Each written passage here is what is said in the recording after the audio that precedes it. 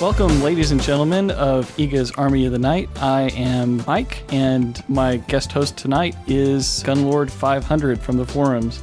Hey, everybody. It's great to be here. Yeah, thanks for joining us, man. I really appreciate it. It's an honor. Yeah, I also really appreciate all of your moderation work over at the forums. You're very welcome. We're sharing you with the Castlevania Dungeon forums. Let's see, they've been around forever. Yeah. People have known about them for a very long time. I still frequent the place. Yep. It's a great forum. So what's going on over there at the Castlevania Dungeon? Well, I'd say things are going very well. It's not as active as it used to be when the Castlevania games were in their prime, but there's still a lot of stuff going on. We have a short story contest that's being proctored by my fellow mod, Shiroi Komori. We've got a lot of fan games, and just generally there's a lot of good discussion on stuff ranging from say the level design of the previous Castlevania games to just, life advice in the off-topic forums. So even though Castlevania isn't as prominent as it used to be, which is why we have Bloodstained, the Castlevania Dungeon forums themselves are going pretty strong. Yeah, and one of those games, those fan games you mentioned, they've actually got Robbie Belgrade to do voice acting for it, don't they? Yeah. That is a sequel to a game that they've already got released. I watched a pretty good playthrough of it. I haven't played it myself, but it looks really good. Yeah. So, this is the first Bloodstained community broadcast we've had in months. All sorts of schedule reasons and stuff have led to that, but it's really good to be talking again, and we've missed out on several updates, so I guess we need to play catch up and talk about the things that have happened since last we had update. Oh, yeah. We had quite a few updates, and they seem to be showing that the game is progressing pretty well. I mean, we've seen not just the shaders, but also Miriam in motion and a couple of enemy designs, so there's definitely a good deal to talk about. Yeah, because last we left off, Mana was just introduced to the community, and we had the update where Shader 1 and 2 had been released, and we were waiting for Shader 3 and 4, I believe. We didn't know that those existed yet. Right. The background detail was amazing compared to the simple stuff that we had before, which I think a few people were concerned about. Definitely. But yeah, it's definitely going in a great direction now. I wasn't displeased if it would have went either way, Shader 3 or 4. The cel-shaded look, more people are going to be happy with an illustrated type 2D-ish. Yeah, I concur. I chose Shader 3 because the sort of anime style is, exactly what we're looking for. It makes Miriam look both distinctive, it makes her design interesting to look at, and it's just the combination of affinity for anime that a lot of fans of these types of games have, combined with the inherent visual distinctiveness of that particular art style, is a winning combination. I will say that the backgrounds in all the shaders, 1, 2, 3, just all of them, looked far superior to what the initial backgrounds were when Miriam was sitting in that chair. I'd say it's definitely a very almost a quantum improvement. You have the kind of very intricate windows, the old school Castlevania feel of the chandelier, the platforms in the background, the distinctive crystal cross emblem on the pennants in the background. It's just vastly superior. So it shows that the team is really paying attention to what the backers are saying. And even had a fountain with blood in it that was splattered out on the floor and stuff. Yeah. Pretty detailed. I think probably one of the most defining features of one of Iga's games, or really any Castlevania in Castlevania history, is that the backgrounds are super detailed, and it lends a lot of character to the franchise. Exactly. Harmony of Dissonance. Oh, they were filled with so much detail. Like, for instance, in the skeleton stage, you could see all the various different kinds of huge skeletons in the background. That you never saw these enemies in game, but you saw these titanic, colossal skeleton beasts with multiple eye sockets, and it's just sort of a malformed skeleton shape that really gives you the impression of how vast and sort of mysterious these bony catacombs would be. And another really nice piece of background was that in some areas you could see the final form of Dracula from the third game. Like he turned into this in Castlevania 3. Dracula turned into this kind of bird-looking demon type thing, and you could see that demon in the background of several of the stages. So that's definitely a really excellent piece of world building, detailing, or whatever you want to call it. It's really interesting and really captures the interest and really captures the imagination of all the old school Castlevania fans. Yeah, I think it was my favorite throwback for something like that. I think it was in Rondo where you get chased by the giant bull-like demon. Right. The behemoth chases you in Rondo of Blood, and then you can see that in the background in Symphony of the Night. It's not alive. It's like dead and defeated, but its little half body, not little, it's huge. It's a huge half body is in the background. Yeah. Yeah, I loved that. That was such a cool little throwback. And I really think that really shows Iga's love of everything that came before him. Him putting things like that into the game, he really wanted to do justice to the spirit of the franchise, even with the kind of the refresher that Symphony of the Night was for the series. Yeah, definitely. It was different, but he wanted to harken back to it's the same world, and these things, they were still happened, Yeah. So also in our updates, we saw a 360-degree view of Miriam. What do you think about the Ribbon Edition? I think it's definitely a good idea. As we all know, Iga is definitely aiming for a Symphony of the Night vibe.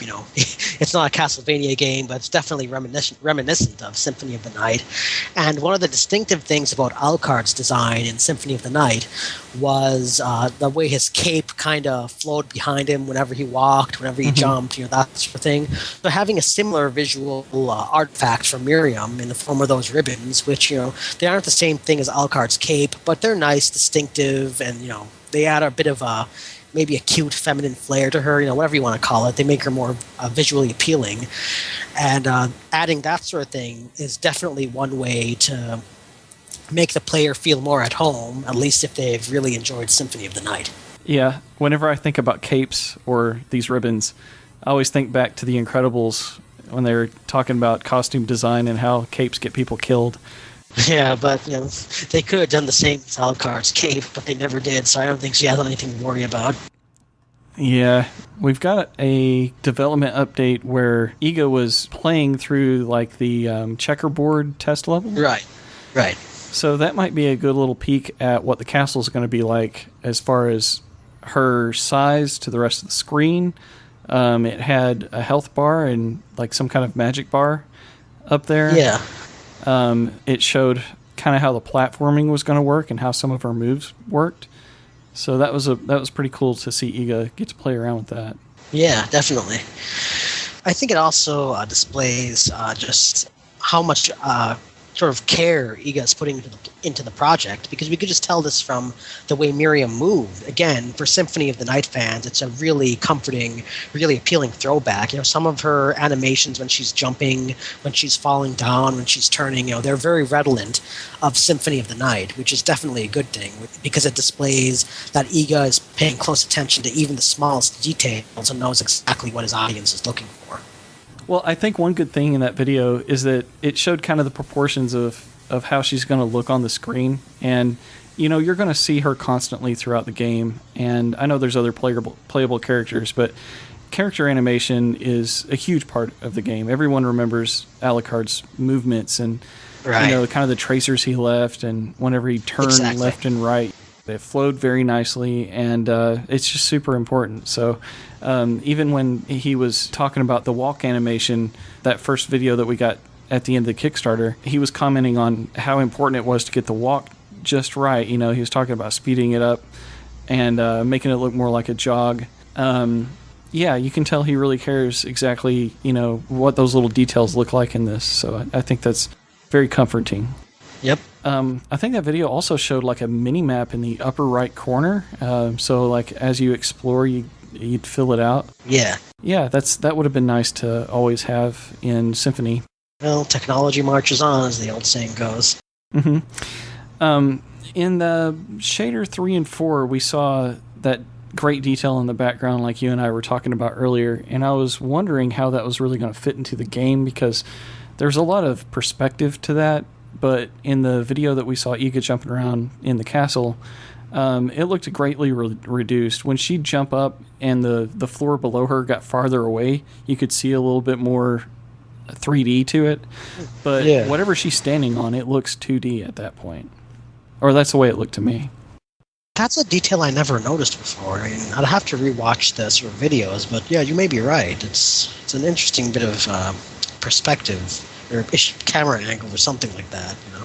Yeah, I think if they keep it like as 2D as possible just around where you're playing, that's where it's most important. Yeah. I think that 2D players will be happy with it. Yeah. It seems like just from some of the environmental elements you see in the videos, like there's an area where you had to slide.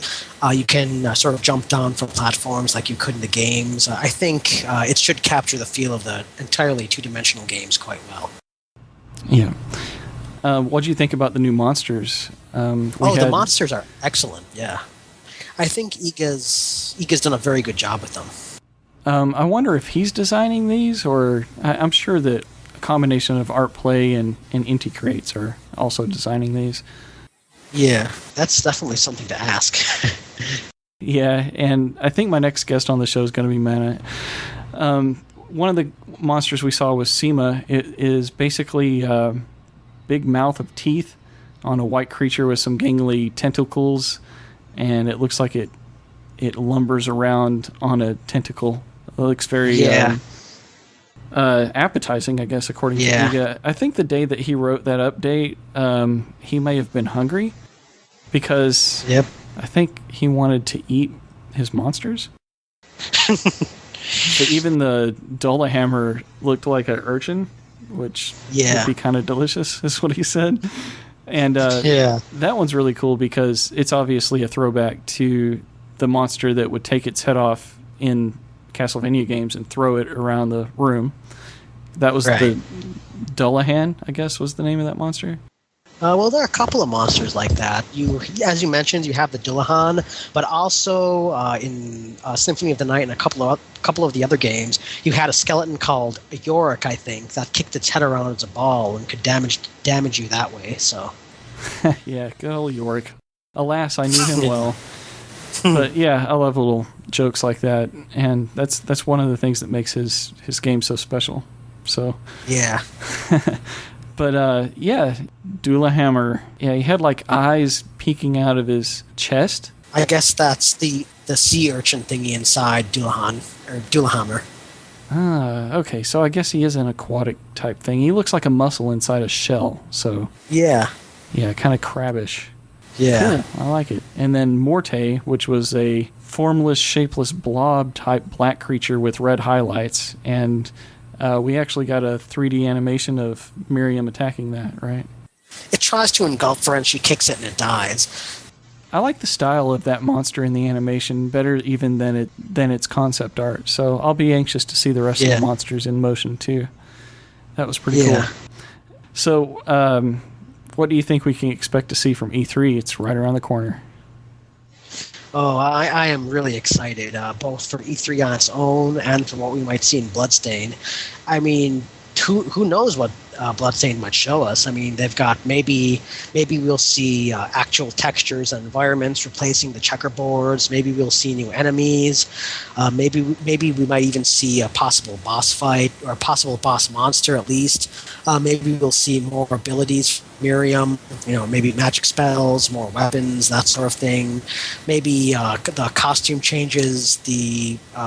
That were mentioned in an earlier update. The other characters, who knows? It's I guess we'll just have to wait and see, but the wait is definitely very tough. Yeah. Well, the E3 wait won't be too far away. We've got only about, 2 weeks before that happens? 2 weeks? Yeah. Yeah, well, with so much going on, 2 weeks can feel more like 2 months. Yeah, and we should be getting an update. Heck, it might come out before this podcast, but any moment now, really. Oh, awesome. I'll be reloading the Bloodstained campaign page frantically. Yeah, I get an update email alert. That's how I usually see it. But if someone really wants to know when it's coming out, they know to look at the shout box at the forums, because Steve or Dan will show up there and say, hey, it's a coming. Get the hype train a-rolling, because about to get an update. We also had a goofball day that happened on April's 1st. Our site was hacked and Goofball took over. There was various graffiti and name replacements. We couldn't hardly say any word that wasn't automatically switched to something Goofball related.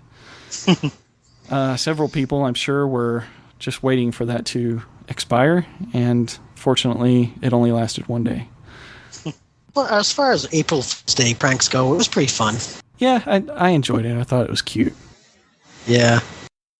Another fun thing the community did was several people wanted to send donuts over to ArtPlay, and we actually got that done. So that was super awesome. We couldn't have done that without our awesome community manager, and we got the money over to her, and she went across the street and bought some delicious donuts for Iga and the team, and we got to see those in an update too. Some pictures of them enjoying those. And that was before they switched offices. ArtPlay has moved. They're no longer at their previous address, and I doubt they have a donut shop across the street. Anyways, I hope that their office move went well. I hope it didn't take up too much of their development time. I wonder if they're all moved in already. I know that Fangamer also moved offices, just coincidentally. I guess it's just the season of the year to move offices. Yeah. When it gets hot and it's fun to move boxes. Yeah, I saw a Periscope live shoot of Fangamer the other day, them showing off their new place, and I hope they're all moved in too. In the new office over there at ArtPlay, Yamane and Kojima, the artist that did so much for Iga in his previous games, they both at the same time went up and visited the office, so Mana got to meet both of them, which for a fan awesome. Like she is, that's got to be amazing to be in a room with Iga, Kojima, and Michiru Yamane. That is like a life achievement. Yeah, I'd be flipping out, man. Yeah, I can only imagine how excited Mana must have been. Yeah, no kidding. I would be excited every day if I could just hang out with Iga all the time. How cool is that? And now she's going to travel around the world. They're about to hit E3 together. Yeah. And also, there is an announcement that they made that there's going to be another LA convention that he's going to be making an appearance in. Yeah, what was it called again? Anime Expo 2016 in LA. I don't think that they have a schedule set, so we don't know what day, but he's definitely going to be there. They consider him a guest of honor, so that's really awesome. Yeah, well, considering his accomplishments as a designer, he certainly deserves the spot of honor. Yeah, and also in the external articles section on the forum, I posted Iga at GDC's translated video.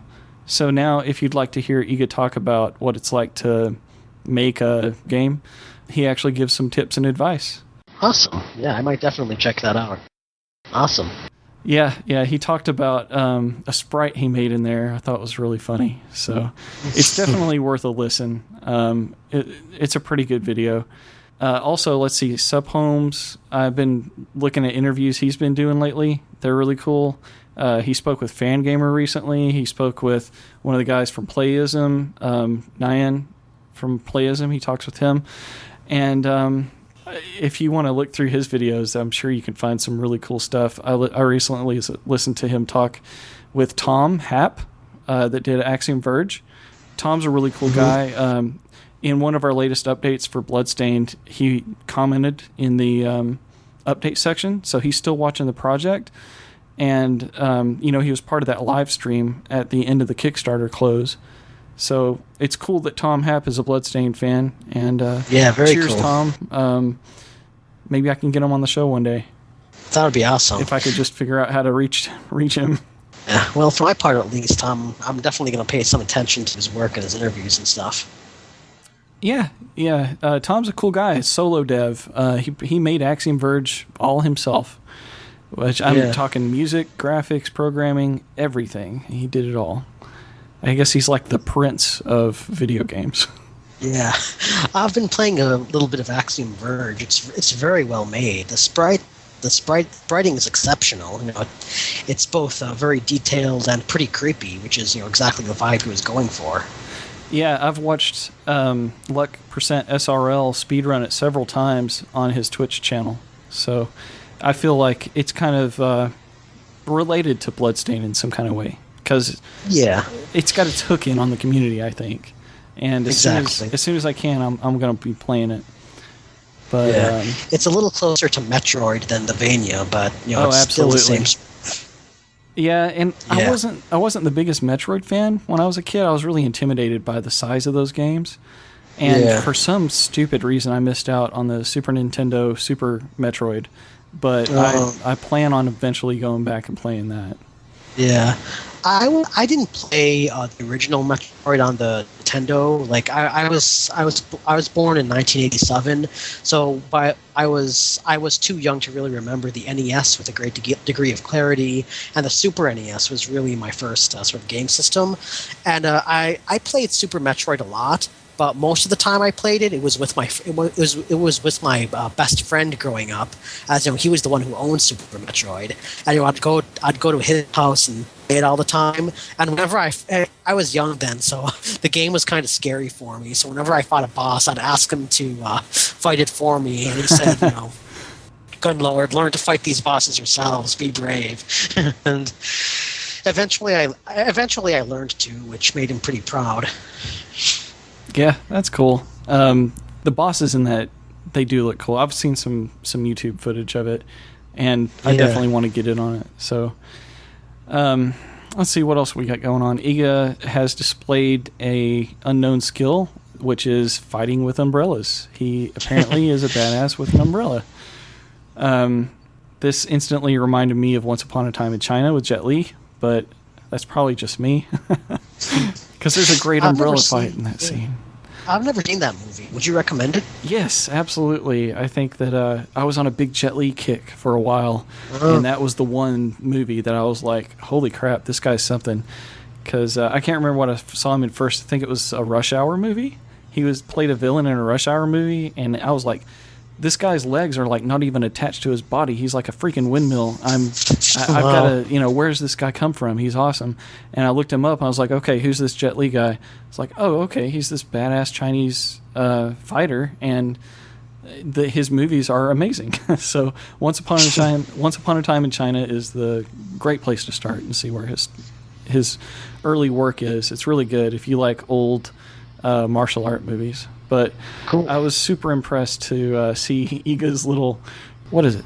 Unsheath attack. Like it's the sort of thing where I think he was imitating the sort of thing where you have your katana in its sheath, and you strike while you're unsheathing it. So I liked Iga's umbrella attack a lot, and the animation that was to the right of it, it matched it perfectly. I mean, they had it frame by frame. Somebody paid a lot of attention and made that like perfect. Yeah, which looked awesome. It translated from Iga to the model very well. Very well. Like, once again, we see Iga's attention to detail. Yep, very detail-oriented. And my favorite thing about that little video, because I watched it like 20 times, at the end when he he pulls the umbrella out and does his thrust and like puts it back, and somebody on camera goes, oh, like they're like really impressed by it too. And I just love that, like, oh. That was the best. That was pretty funny. Yeah. The Destructoid art that Natsume-san made, we now have that without any of the cover text or anything for the magazine. That's available now in a high-res image if people are interested in going and getting that. I think it looks really cool. It shows Miriam dual wielding, and I don't know if that's actually going to be in the game, but dual wielding would be awesome. And dual wielding whips has been cool since I think Underworld 2. I think there's some dual wielding whips in there, but I liked it. Speaking of Destructoid, though, that's also related to that Sup Holmes guy, Jonathan Holmes. I think he's editor-in-chief of Destructoid, actually. So I don't know if he's the one that nailed that article that talked about Bloodstained, but I'm not sure if everyone got their Destructoid issues. It sounded like the distribution on that may have got botched. I'd be curious to know if that was still a problem. Yeah, that's definitely something to look into. Do you think that people are going to be concerned about Inti Creates being involved in Bloodstained after Mighty Number 9 looks like it might not do so well? Yes, that's a very good question, and it's a legitimate concern. I've received lots of comments from people all over the place. My friends from real life, people on the Castlevania Dungeon, people on the Bloodstained forums, people on just about any other forum you can think of, that there is a lot of worry that if Inti Creates is working on Mighty Number 9, Mighty Number 9 doesn't turn out so well, then Bloodstained might not turn out so well. And, it's a legitimate concern, but I personally am not so worried about it because, it's not as if the exact same people were working on, not all the exact same people were working on Mighty Number 9 as Bloodstained. Concept, Inti Creates, these are separate entities. There are separate teams working on each game. They obviously have separate directors, Inafune for Mighty Number 9 and Iga for Bloodstained. So as legitimate as I feel the concerns about Inti Creates may be, I'm not too worried. I'm confident in Inti Creates' ability to do, bluntly stated, a better job on Bloodstained than we've seen with Mighty Number 9. And this is for a variety of reasons. Unreal Engine 4 being, a big part of it, more practical stretch goals also being a part of it. We don't have a 3DS version of Bloodstained coming out, so that's definitely one less thing to worry about. So for a variety of reasons, even if Inti Creates is working on both Mighty Number 9 and Bloodstained, I think the development of Bloodstained will go much more smoothly. Yeah, and hopefully they'll learn from their mistakes, but the thing that gives me the most confidence is when I was talking with Matt Papa on the show, he said that they would work on it until Iga's happy with it. So Iga is the ultimate quality tester, and he's going to make sure that his vision is realized, and they said that they'd work on it until he's happy. So I trust that they're going to do that. I have no reason not to trust that they'll do that. And the proof is in the pudding. We've already seen plenty of stuff that blows Mighty Number 9 out of the water. Yeah. I mean, again, not to pick on Mighty Number 9 or Infinity too extensively, but I also think the sort of comparison illustrates the importance the project director can have, and as well as the importance of choosing someone who's had a very great deal of experience in managing a budget. From what I've heard, Inafune did a lot of work on character design for the Mega Man games, things like that.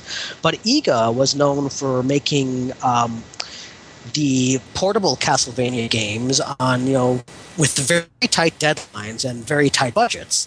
So as much skill as Inafune may have had when it came to designing characters, maybe designing the world and feel of the Mega Man games. I'm not going to say any more about his participation in those projects. I'm just going off of what of how it's been presented to me. I think Iga's expertise in managing budgets and managing deadlines is definitely something we can take comfort in when it comes to Bloodstained, and something, maybe a type of expertise the Mighty Number 9 team didn't really have access to, which caused many of their problems.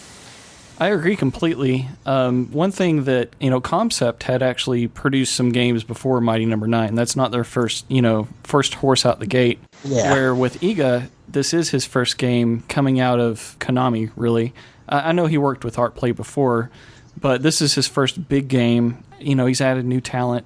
We have Ida-san now on the team, and he's a pretty big name. In Metal Gear Ground Zeroes, he programmed the enemy AI, and I know he's programmed a lot of the previous Igavania games, including some castle layouts and attacks and stuff. So he's had to get more people in on the project, and he moved offices. He's establishing a lot of this just like right off, the ground floor. So I think that he's got challenges in creating basically, I'm not going to say ArtPlay's a new company, but I think this is definitely a new era for ArtPlay. And to bring it into where it's at now, I think it definitely cost us a little bit of development time. Yeah. But yeah, back to Mighty Number 9. I didn't back it, but I have been sort of paying close attention to it. I mean, it's gotten a lot of heat from very many quarters, as people have kind of raked it over the coals for everything, ranging from its delays to the gameplay to the recent trailer that's controversial, to say the least. And I don't want to be mean and pile more on it. But I will say that I've been paying so much attention to it because it's sort of a prime example of what not to do, or at least the kind of challenges anybody thinking of either backing or starting a Kickstarter of their own should be very conscious of. So by paying close attention to the problems which Mighty Number 9 has been so beset with, we can hopefully avoid those problems in other projects we work on in the future. What are good tips for people to avoid if they want to not make the mistakes that Mighty Number 9 has? Yeah, I think, in fairness, one can't blame Inafune or the Mighty Number 9 team entirely for the issues they've been facing, as to some extent it was just plain bad luck. According to what some friends have told me, Mighty Number 9, and I've mentioned this on the forums, Mighty Number 9 was based on the Unreal Engine 3. Mm-hmm. And what happened was that just as they had started production on Mighty Number 9, they found out that the Unreal Engine had moved on to version 4, and that version 3 wouldn't really be supported anymore. So that's that was definitely a major blow to them, and one they might not have been expecting. So they couldn't have been blamed for that. Yeah, I heard that definitely affected their online multiplayer side of things. Yeah, that was why they had to kind of delay it for so long. Because if the Unreal Engine people were still supporting 3, then it would be much easier. They could just contact the original Unreal Engine guys, say, "Oh, we're having these problems. Can you help us?" And maybe get some advice, maybe get a little bit of expertise from the people who made the engines. But since it's no longer being supported, they're just out of luck and had to do it all by themselves, which is very time consuming. Mm-hmm. And what other points do you think that people could take? Well, related to that, I think one thing you can criticize Inafune and the team for is something of a feature creep, particularly in regards to consoles, or more specifically platforms they're releasing on. First off, releasing on so many different platforms is expensive in and of itself, as several of the Mighty Number 9 updates demonstrated. They have to worry about certifying the game for every single one of the platforms they're releasing it for. So if you're only releasing a game for let's say PC, PS4, and Xbox, that's just three platforms you have to pay licensing fees for and pass certification for. But when you're doing it on so many, not just 3, but those 3 in addition to a bunch of other systems like the Xbox One, the 3DS, just about every system under the sun, then licensing fees eat up a lot of the cash and can really cause severe financial problems, even if you've made as much money as Mighty Number 9 did. And more importantly, it vastly increases the time you have to spend on certifying it and bug testing and making sure everything works on every system. In particular, I think the choice of the 3DS may have been very ill-advised. From what I understand, a lot of people have criticized I will say that a lot of people have commented on how poorly the game seems to look, as all the jokes about Mighty Number 9's pizza explosions tests. But from what I understand, the game might have looked much better if they weren't making it for the 3DS. It seems that system, which is, it's definitely a previous generation system that they're now obligated to support. And that system's technical limitations mean that the game as a whole kind of has to be slowed down, maybe pared down a little, in order to run on that last generation system. In short, the 3DS seems to be a technical bottleneck, so to speak. I think that a lot of the issues plaguing Mighty Number 9, or at least making it look as perhaps unsatisfactory as it does, could have been avoided if they hadn't chosen to port the game to the 3DS. So basically you think that playing it on anything but a 3DS is basically playing a 3DS game on your Xbox One or PC or something? I mean, more or less. I mean, sure, of course, the actual technical details of porting a game to different systems would be more complex, but I do think they were forced to limit their game to at least some extent because of their self-inflicted responsibility of making it work on the 3DS. I can see that. I was hoping it would be scalable. Yeah. Maybe the better systems that get these other benefits that the 3DS wouldn't get. I know that Unreal Engine 4 is a lot more scalable, but I figured 3 probably was too. Are you seeing the same explosions on the 3DS that you're going to see on PlayStation 4? I'm not sure about that. I mean, we'd have to wait till the game was released and people can compare the different versions. But I would say it's likely that the explosions on the other systems won't look much better on those than they will on the 3DS. I mean, again, we'll have to see, but it's reasonable to assume that there wouldn't be such a great difference in versions, considering what we've seen of Mighty Number 9, and we've seen a bit of it. You know, there was a demo released, and there are a couple of trailers. So even at this point, I think we've got a pretty safe idea of what we can be expecting from the game itself. Yeah, so was there any other hot topics you wanted to talk about? Let me see. Well, one other thing I wanted to mention in regards to Mighty Number 9 is that in terms of how it looks, I think we can sort of see how a close attention to, there's no better way to put this, aesthetics in both level design and character design is important. For instance, look at Bloodstained. Even at this early stage, we can discern that IGA pays both very close attention to detail, as we've mentioned throughout this podcast, and also has a very good handle on the kind of aesthetics that made the previous games he's worked on so appealing. You know, he's got the kind of blood-stained pillars, the pennants in the background with cross iconography, that sort of thing. Mm-hmm. And I think a bit closer attention to detail in that respect, if perhaps the Mighty Number 9 team had been paying more attention, or at least spent a little bit more time on ensuring the levels incorporated some of the most visually appealing elements of the Mega Man games they had previously been so that Inafune had previously been so well known for, might have gone a decent distance at least in making backers and the Mega Man fans in general more satisfied with the product they were receiving.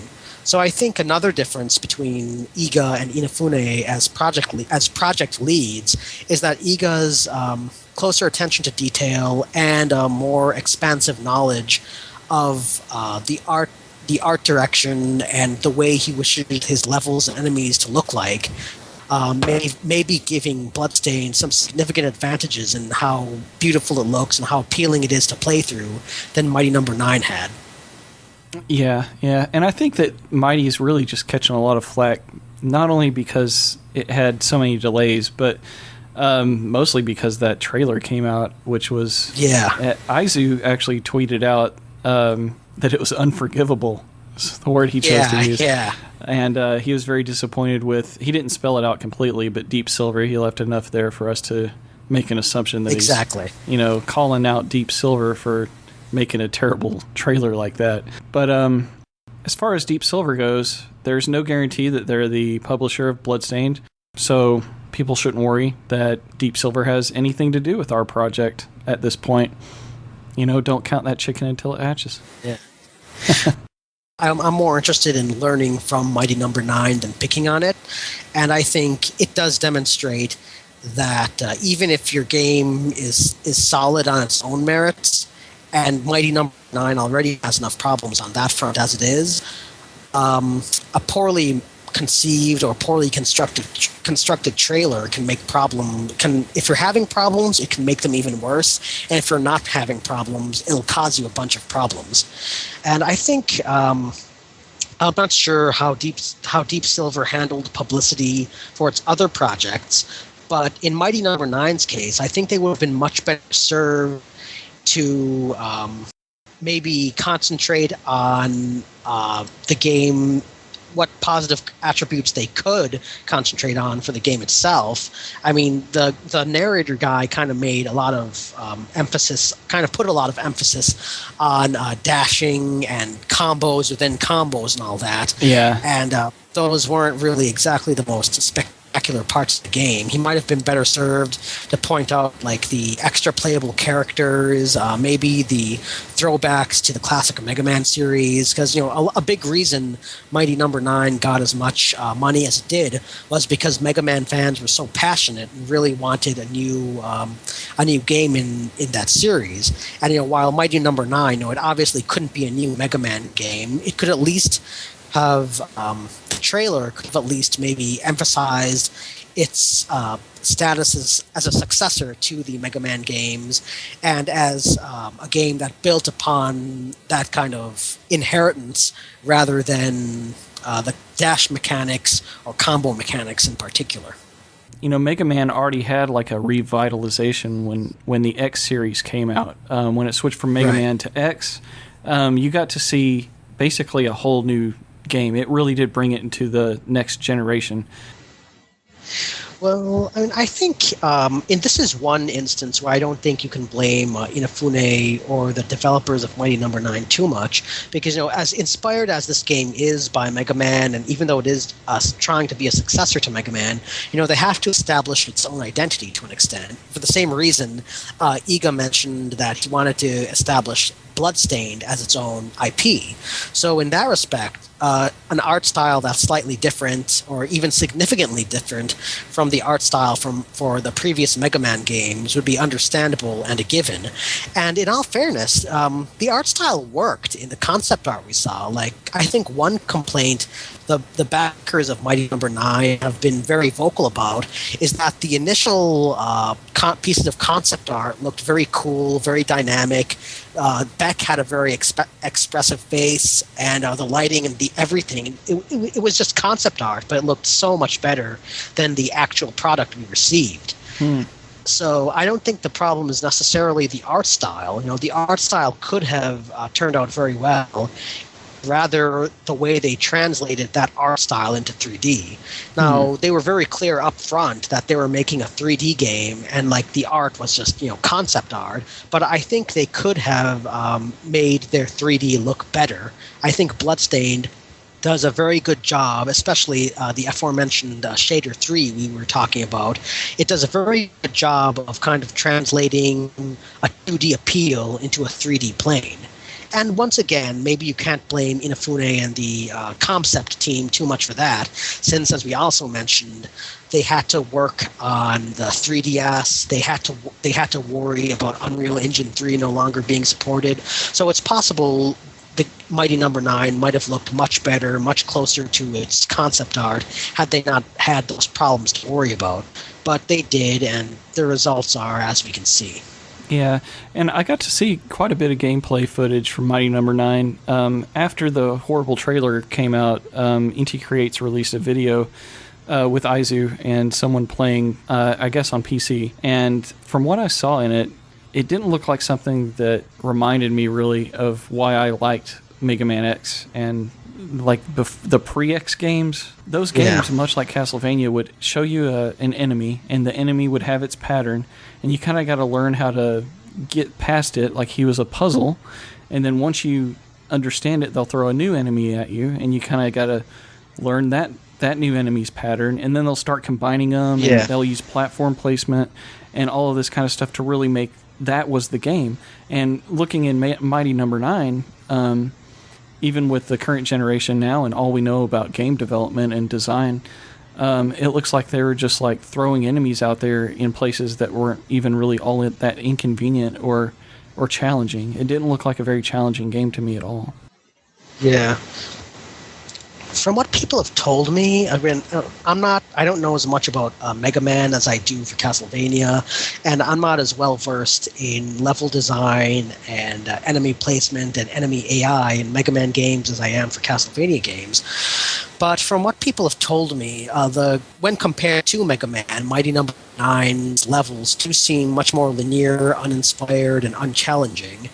And another thing I've heard many complaints about is that what difficulty there is kind of due to the way the dash mechanic works. Like, they mentioned that you can no longer shoot while dashing, and that was actually a major gameplay element in the Mega Man game, in some of the Mega Man games, where if you fired while dashing, you would receive small damage boosts and stuff like that.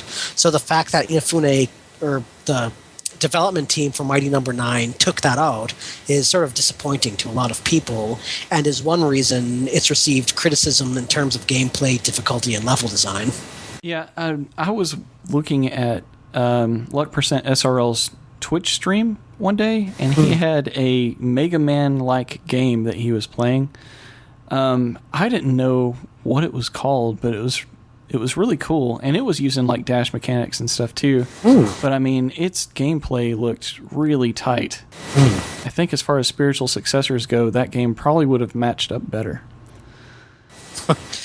Well, I guess we can praise the enthusiasm of the fans that if they're not satisfied with what Inafune is doing and with how Mighty Number 9 is turning out, they've channeled that passion into making what they think and what seems to be worthy successors to the Mega Man series. So definitely good for the fans. I think that Capcom will eventually get back on the series and give it what it deserves. I truly hope so.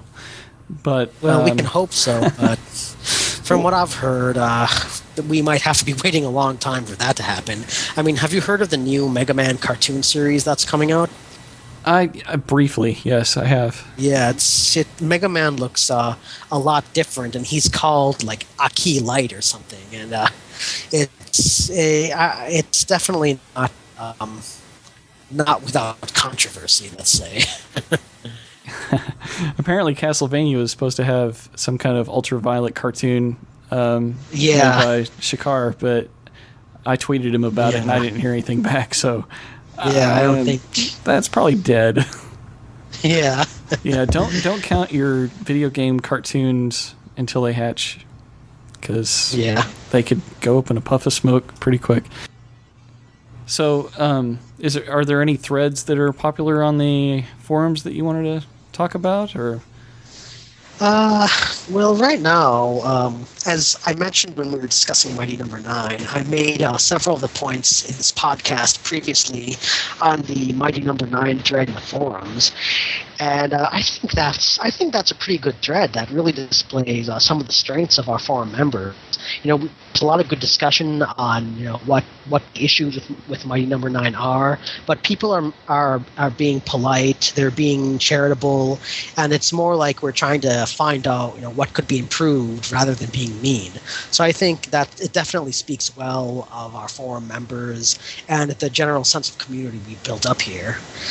Additionally, let's see. We've got the castle design poll, the Bloodstained weapons discussion, and just the Your Day thread, the off-topic part of the forum, just for kind of fun community commiseration about what's going on in our lives. So I'd say there's a lot of stuff I'm pretty happy with on the forums.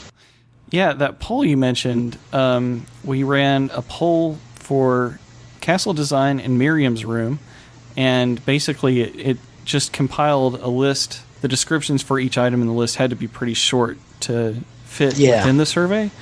But basically the point of it was to list out all of the areas in the castle that people had suggested and submitted. And also a lot of that discussion revolved around Miriam's room, so it kind of broke out into its own topic. But all that was combined into around 50 or so options that people could select. And some of the most popular from that were discovering things going on outside the castle while you're inside the castle, and maybe find secrets that way. So that was really popular with 75 votes. That's about 75%. It stopped around 100 or so. Yep. Also, Miriam Room starts out simple and can be upgraded. So, like a Miriam Room that evolves as the game goes on, maybe through your efforts. And then the other really popular one at 75% was interaction with the background, which I think is really, part of an Igavania's feature. That we kind of expect that, really. Yeah. Something like the confessional, people really like that. So yeah, that was really fun. Mm-hmm. But there were a lot of great suggestions and a lot of other popular items that people had suggested for rooms in the castle or features to do with castle design, and it was a really good thread. I'll be sure to talk with Mana about how that got translated to the design team and what they thought of it, and maybe get some feedback on that, because I'm pretty interested in hearing it. And then once we get that, we'll get on to another survey if that was actually useful to the design team. We can get started on that. Crocodile has already sent me a good draft of what we could do next. Oh, very good. Yeah, our community is really enthusiastic about this. Crocodile's a great poster. Mm-hmm. So are Astaroth, Vampire. I can't. There's not enough time for me to give a shout out to everybody. But I'm definitely proud of how enthusiastic and constructive our members have been when it comes to giving suggestions and generally doing our best to make Bloodstained as the best it can be. Yeah, it's really cool to have such a community of mature people that are just excited about seeing Iga's dream come true and being part of it. Yeah, I'm very, very impressed with the way the community's gone so far. Hey, Gunlord500. Yeah? What? Well, who wants a lammy? I do. So go up and greet your mammy. Hi there. So march around the daisies, and don't forget about the baby. Is that going to stay in? Yeah, that's going to stay in because somewhere just now a sleeper agent was activated. So, Goop Sausage, initiate Order 8-4. In a very related note, in the forums, I created a secret, which if you figure it out, something will happen. You do something and something secret will happen. And I posted about it and said, hey, there's this secret, and I gave a little bit of a hint. And within 30 minutes, Goop Sausage had figured it out. And it took some people, I'm still getting people that are like, hey, I finally found it, which is awesome. I'm glad it's still being used. But for the first 10 people that found it, I listed their names in a thread. And the reward for the first person who finds it is they get to ask me to say something on the podcast. So there, I've done it. So, all right. Well, I hope Goop Sausage is going to be happy. I hope so too, because. Okay, well, if you don't have anything else, I think that about wraps it up. Yeah, that should be it. For anybody who might be discouraged about Kickstarter because of the troubles Mighty Number 9 has been going through, I'd just like to leave off by saying, there are some successful Kickstarter projects out there, and I feel pretty confident that the three I've chosen, Bloodstained, Muv-Luv, and BattleTech, will be three more of those success stories. So take heart.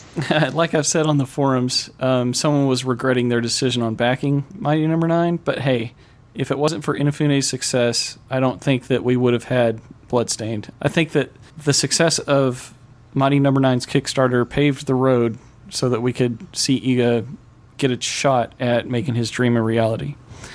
Yeah, that's definitely something at least. And at the very least, as much trouble as Mighty Number 9's been having, at least they've finally gotten a secure release date for the game. So it's not as if the money spent into it has been a total loss. We're hopefully going to get the game on June 21st. And despite all the problems it's been having, it's at least an educational sort of example for other Kickstarters or just game designers in general. As I mentioned earlier, sometimes knowing what not to do or sometimes understanding the problems that might come up can be just as important as knowing what to do.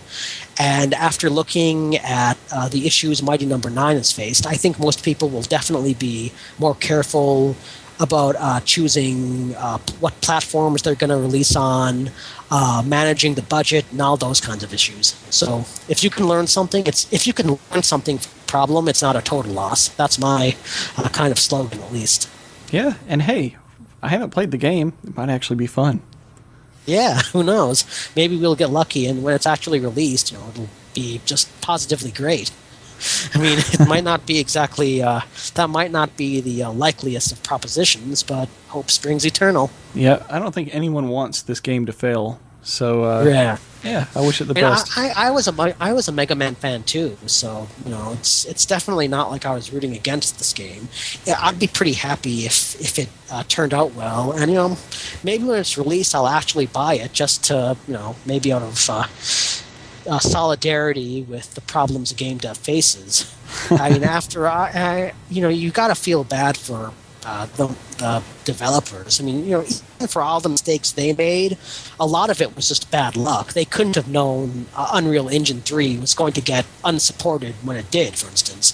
So to a great extent, you can't blame them for everything that went on. They were just victims of bad luck, Yeah. All right. Well, thank you so much, man, for joining us, and I'll see you on the forums. Yep, same here. It was great to be here. Thanks for having me. You bet, man. Really appreciate it, Gunlord. Yep. Thanks. Yep, no problem. See you around. Bye. Well, Army of the Night, that about concludes this episode of the Bloodstained Community Broadcast. Join me next time when I hope to be talking to Mana again. I have her on, and we can talk maybe about some of that rollout content that she mentioned in the shout box, as if Bloodstained will be getting a staggered release. We don't know what that might mean for physical copies or what features will be treated as additional, but maybe we can get some clarification on that. No promises, but I hope to have her on next time. I'd like to congratulate Reingar Acia on the forums for winning in a little contest that I made. A prize was donated by an anonymous member, and they won a free game out of choosing a way to discover a secret room. They talked about in a certain area of the castle there'd be some kind of monster that won't really attack Miriam, but you can throw wine at it and with her special move, and it'll catch the glass and drink the wine and scamper off to another room in the same area of the castle. When you find the creature again, you do the exact same thing, and it'll happily dance around the room and trigger a switch that'll open a secret room. And I guess the too long didn't read version of that was get a monster drunk so it will reveal a secret room to you. So congratulations on winning. There was a lot of great entries. Kantar, we talked about musical puzzles, Astaroth with references to real books, and then using them to solve a puzzle by researching it out. I think that sounded really cool. Purified Word Soul was talking about clues in the prequel game that would carry over. I thought that was pretty brilliant. Using light and crystals to open up secrets sounds really my style, and Neff came up with that. And Galeon had a very remarkable idea, talking about a revisited room where a chest was closed in an earlier part of the castle, but upon revisiting it, it looks like any other chest that you've opened already. So you might not realize it, but you hadn't opened the chest, but it looks open, and when you investigate it, it leads to a secret room, or a secret area. I thought that was pretty original too, so it's a great thread. There's lots of great suggestions in there, and I hope to see you guys on the forums, and thanks for listening. Bye.